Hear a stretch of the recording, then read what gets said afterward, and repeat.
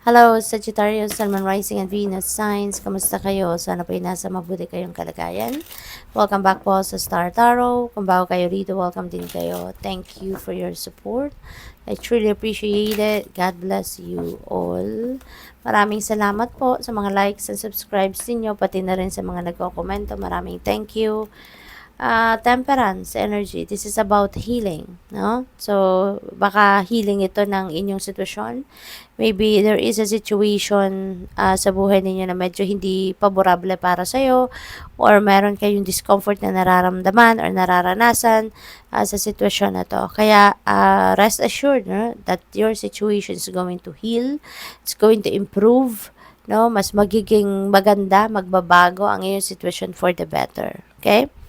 Uh, Two of Wands is about planning. This is also about partnership. This is about decision making, yung ganon. So, parang siguro yun ang pinag-iisipan ninyo sa ngayon, no? Probably meron kayong pinaplano regarding a new venture, diba? Or a new endeavor, or pinag-iisipan ninyo yung travel. Baka kayo ay magta-travel overseas, yung ganon, no? Hawak din niya yung mundo, no? So, parang sinasabi niya, the world is my oyster. Kaya napaka-blessed din ninyo kasi habang nag-iisip pa lang kayo, nagdi-diskarte pa lang kayo ng gusto ninyong gawin, meron ng pinapadala ang universe na support sa'yo, na makakatulong sa'yo para ma-carry out mo yung inyong mga plano. What else? We have Page of Swords. A lot of information coming your way. Baka ito ay galing baka intuitive messages ito for you, or pwedeng mga balita ito from other people. Pwede ring may magmamarites sa inyo, magmamarisol, no? May mga information kayo na manggagaling sa ibang tao na that could be like chismis, no? Pwede mga ganon, or different information, no? Baka facts ito na parating sa inyo that could help you, make a decision, or that could help you make up your mind, no, regarding something.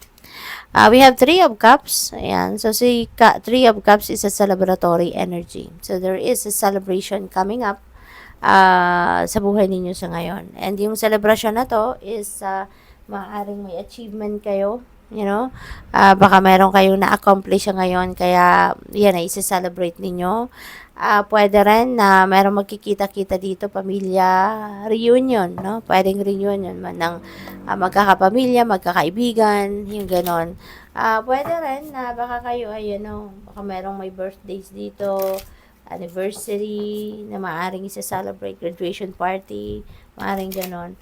Pwedeng kayo yung may ganong okasyon, or baka kayo ay may pupuntahan, baka kayo ay may dadaluhan, mayroong imbitasyon, no, sa inyo. What else? We have the Puppeteerian explanations and apologies. So, baka meron kayong hindi pagkakaintindihan with another person, at maaring ngayon, you're going to reach out to that person or to those people, and maybe hihingi kayo ng kapatawaran nila, no? Maybe you're going to apologize, magpapasensya kayo, at maybe hihingi kayo ng pagkakataon para kayo ay makapag-explain, no, ng side ninyo, kung bakit nangyari ang mga nangyari, bakit nasabi ninyo or nagawa ninyo ang kung anumang bagay towards that person, or pwede rin na it's the other way around, no? Baka yung ibang tao, yung magsusorry sa'yo, mag-explain sa'yo, yung ganon, no? What else? Maybe ito, no? Yung hindi ninyo pagkakaintindihan, this is the situation that's going to be healed as well, with the temperance sa taas niya. We have the scholar. Ayan. So, nag-aaral or mag-aaral ang iba sa inyo dito. Maybe you are curious about something, kaya nagre-research kayo, maaring ganon. Baka kayo ay, alam mo yan, nagsisikap na mahanap, no, yung kaalaman na gusto ninyong makuha.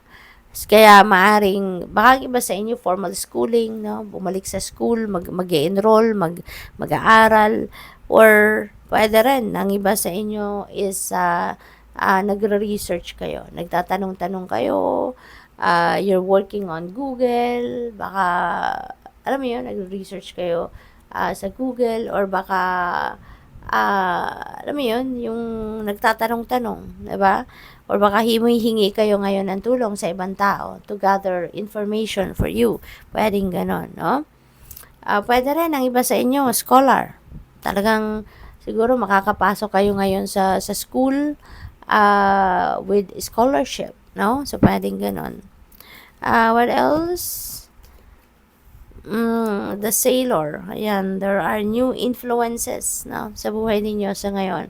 Maaring yung influence na to is tao, no, na magi-influence sa'yo, or baka meron kayo ditong mga napapag-aralan, 'di ba, that's going to have a great influence on you, no, sa kunyari sa pagdedesisyon ninyo, sa disposition ninyo sa buhay.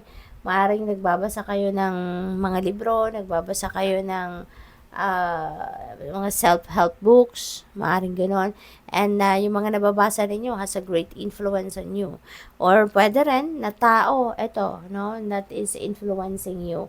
Baka meron kayong mga bagong kaibigan, or baka meron kayong mga bagong kakilala, or mga tao dati na parte na ng buhay ninyo na maybe merong mga malaking impluwensya sa inyo, no? Yung parents niyo. Yun, that's a great influence on us, diba? Children, yung ganon. Kaya, pwedeng, yung influences na to could be people around you, no? Na that has a great influence on you at this time. We have the twins. Ayan. So, self-protection. Maybe kailangan ninyong protektahan ang sarili ninyo sa ngayon. Surround yourself with positive thinking people. That is one way of protecting yourself. Pwede rin ang iba sa inyo rito, baka gumagamit din kayo ng mga charms, no? Baka nagagamit kayo ng kunyari, mga crystals, no? For protection. Or kung ano-ano pa, na mga parang anting-anting, kumbaga, no? So, siguro may mga ganon na ginagamit din ng iba sa inyo dito as protection sa inyo, no? Mga bagay na nagdi-dispel ng negativity, maaaring gumagamit kayo ng mga ganon.